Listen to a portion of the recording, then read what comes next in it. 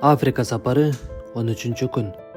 Эртеменки тамактанууга мечиттин имамына ыраазычылык билдирип, макарондон даамдуу аш жасап берди. Имам котормо тиркемесин такыр түшүнбөсө дагы маегибиз уланып, тилдерибиз ар кандай бири-бирибизди айтор түшүнүп жаттык. Имам менен коштошуп жолубузду уладык. Алыстагы чөлдүн толкундары, кумдуу дөбөлөр кайра биз тарапка жакындай баштады. Кумдуу дөбөлөр эртең менен өзгөчө кооз. Анткени курчтуу дөбөлөрдөн көлөкө жаралып, ошол эле дөбөлөрдүн формалары тереңирээк ачылат. Албетте бул кооздуктарды өз-өзүнө эсибизде элемиз. Телефондун да эсинде калтырып койдук. Тийбей койсоң мындай чөлдөр трассаны жөн эле кум менен каптап коет. 1,5 сааттай жол жүрүп, океандын жээгине кайра жакындадык. Бетибизге соккон шамал башталып, бир нече кыйынчылык жаратты. Жолдун боюнан азаяз чыгып, көлөкөдө бир аз эс алып, кайрадан шамал менен күрөшкөнү чыктык. Эки жубай коллегаларыбызды жолугуп калдык. Бирөөсү Германиядан, бирөөсү Армениядан экен. Бизге карама-каршы келаткандыктан шамал бүгүн биздин тарапта деп жыргашты. Алдыбызда Тарфая деген шаар күтүп турду. Жол экиге бөлүнүп кеткендиктен бирөөсүндө Батыш Сахаранын борбору Эл Айон болсо, экинчисинде Тарфая шаары болчу. Кеңешип отуруп Эл Айон шаарын тандадык.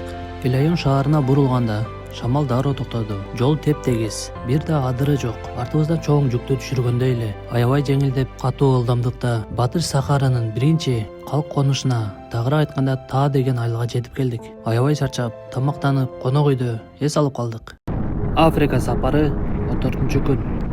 Бүгүнкү күнүбүз аябай кеч башталды. Мурунку роликтин монтажы бүгүнкү калгандыктан эртеменки тамагыбызды жеп Батыш Сахарадагы биринчи күнүбүздү баштадык. Батыш Сахара жөнүндө бир-эки маалыматтарды айта кетейин. Бул дүйнөдөгү эң талаштуу аймактардан бири. Батыш Сахараны расмий түрдө көп мамлекеттер моюнга албагандыгы үчүн Марокко бул аймактын 80% башкарууда. Албетте анын ичинде чоң шаарларынын баары бар. Кеч башталганыбыз менен шамал биз тарапта болуп берди. Артыбыздан соккон шамал менен Дора деген экинчи калк конушка бат эле жетип келдик. Ал жерден муздак суудан ичип, кайра жолубузду уладык. Бирок саясий оюндарга карабай, эли жай баракат, күлүп жайнап эле жүрүшөт. Андан ары дагы 30 километр аралык бар болчу. Шамал дагы досубуз болуп берди.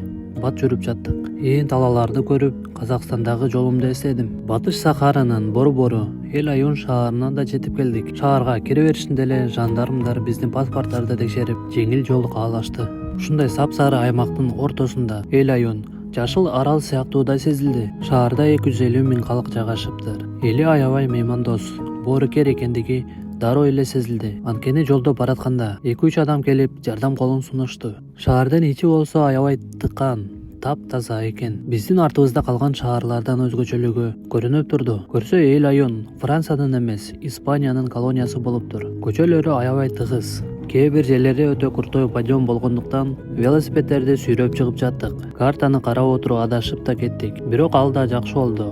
Шаардын көпчүлүк бөлүгүн көрүп калганы жетиштик. Узагыбызды тойгозуп, эс алып, кайрадан жолубузду баштадык. Жашыл пальмалар, теп-тегиз жол жалаң гана жакшы сезимдерди тартуулап жатты. Эл Айонда дагы Марокконун башка шаарларында эле Петит деген такси бар экен. Биздин маршруткалар сыяктуу эле 3-4 ар кандай жүргүнчүлөрдү ала берет. Шаардан чыгып баратканда аябай кооз, эски павильондорду көрдүк. Кечинде иштейби же ремонт иштери жүрүп жатабы? Айтор, эшиктери жабык экен. Шаардын борбордук аянтында эл деле аз экен. Аларды түшүнсө болот. Күн аябай ысык. Шаарга кирген, чыккан тараптарга велосипед жолдорун куруп, аябай сонун кылышыптыр. Шаардан чыгар замат эле кайрадан кумдуу чөл башталды. Ал менен кошо катуу шамал да башталды. Жолдун боюндагы эле кумдуу дөбөлөрдөн жамгыр жаагандай эле кум жаап жатты.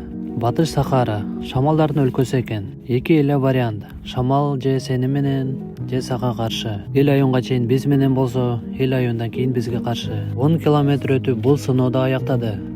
Достор, буйруса катуу кумдуу шамалдардан өттүк. Далил бар канча катуу болгонун. Мынакей. Кум жеп келе калды. Караглач, бети кандай гана кум болуп калды. Тоюп калды. Айтпа, мына колдордун деле күйдү. Шүгүр. Маанай эң жакшы. Карама-каршы соккон шамал капталдан согуп, жолубуз жеңилдеп, эңги шаарчага бат эле жетип келдик. Жандармдар кайра тосуп паспортубузду текшерип күлүп кое беришти. Шаарчадан суу, тамак аштын кампасын толтуруп, шамалды колдонуп, Кейптаунга аралыкты кыскарталы деп күн батканча алга гана кете бердик. Ээн талаадан шамалды тоскон дубал чыгып, палаткабызды тегүүнү туура көрдүк. Аябай жемиштүү күн болду. Бул күндү кандай атасак, оюңуздарды жаза кетиңиздер. Колдооңуздар үчүн чоң